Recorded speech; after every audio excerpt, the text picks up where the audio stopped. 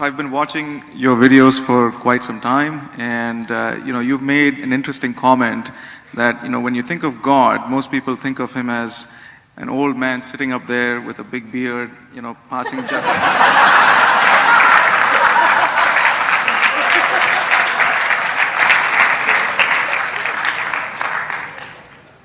You talking about me? The old beard sitting up here. Tell me further. And so my question was, I was curious to understand what in your definition would be God.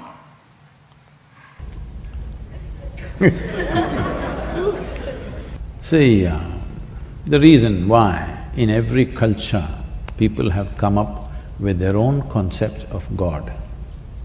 Every culture has a different concept of God, but everybody has come up with some concept of God. Because they have no explanation for creation, isn't it? Hello? You came out of your mother's womb and looked around, too much creation. You know you didn't do it. Then you looked up to your mother, maybe she did it. Well, she delivered you, but she did not deliver the planet, you know that. Then you looked at your father, no, not him. You looked at every other adult around you, nobody looked like competent enough to make all this happen, isn't it? Yes or no? There's not one person here who looks like he's competent to create this whole creation around us. So the simplistic conclusion is, there is a big man sitting up there. Oof, I fit the description, at least the Western description I fit, in the India I don't fit. But now there is an argument. There's a big argument in the United States churches, is God a man or a woman? The last election they tried to settle that issue. Didn't work that way. So, your ideas of God are essentially cultural in nature. You know Idi Amin? You heard of Idi Amin? You know, Uganda man? Not Tanzania, but in Africa. Idi Amin declared God is black. I agree with him. I agree with him. Because if a white man can have a white God, why can't a black man have a black God? So this argument also is going on, particularly in the US churches. They tried to settle that in the previous election.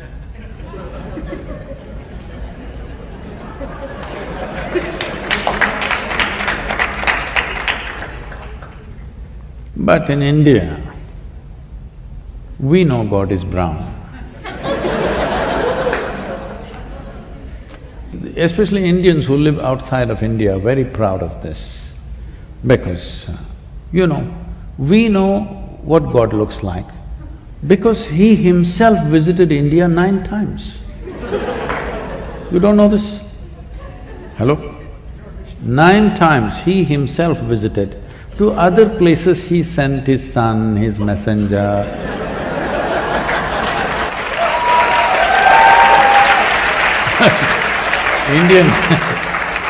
Indians are very proud of this. To other places only messengers and sons went, to India He Himself came. I keep reminding them, that is because God wouldn't trust anybody else with Indians. He wanted to do the job hands-on with Indians. So He Himself came not once, 9 times. And He failed. 9 or 10 times we can debate, but failure you cannot debate, isn't it?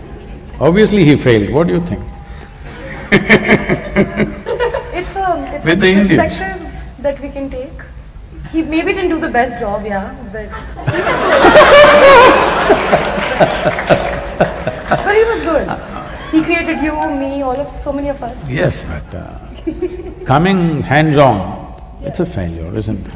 He could have sent somebody like everywhere else. So, our ideas of God are coming because we have no explanation for creation. What you're referring to as God is essentially that which is the source of creation, isn't it? Yes. Because you're human, you're imagining it has to be a big human being. Suppose you were a buffalo. You would definitely think it's a big buffalo.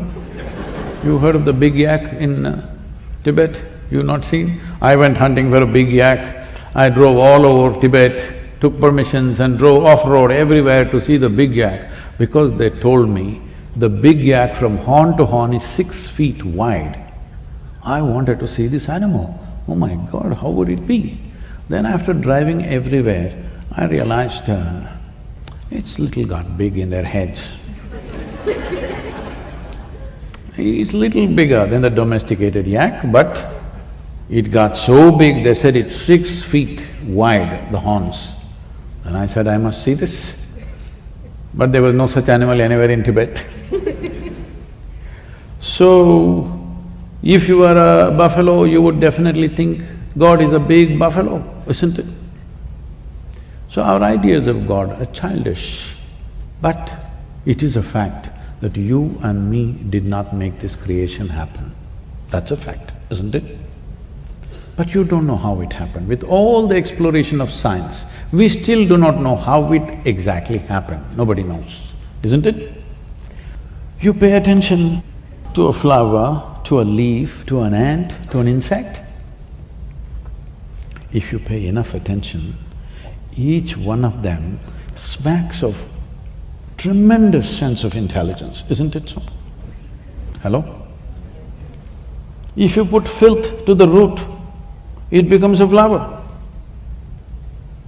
Fantastic or no? Look at you.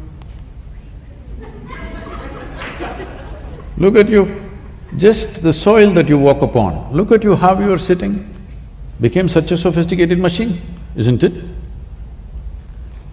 So whatever is the source of creation, well, sappy people are saying God is love, desperate people are saying God is compassion, other people are saying now it's a in thing in North America, so God is empathy.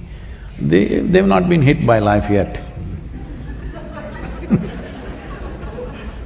But if you pay enough attention to creation, because it is the presence of creation which has given you the idea of God in your head, isn't it? If there was no creation, you wouldn't think there is a God. If you pay enough attention to every piece of creation, what you will see is it's intelligence, intelligence, intelligence, intelligence beyond what you can contain in your brains. Yes or no? But nobody said God is intelligence, unfortunately. If we had said that, definitely we would be populated with more intelligent human beings rather than the sappy ones. You know, our center is in Tennessee. We have a large center there. When I was new there, I walk into this town, which is a one-horse town, literally a small town. And I'm walking on the street and greeting people, smiling at them, thinking they'll be happy to see a new face. But it's a different kind of setup. I'm just at the right complexion. A shade darker than this cannot be there in that town. I'm just on the edge. So one big man, this wide, over 6 feet tall, comes and stands close to me. He looks down at me and says, "God loves us." Then I say, "The way you are, only God can love you."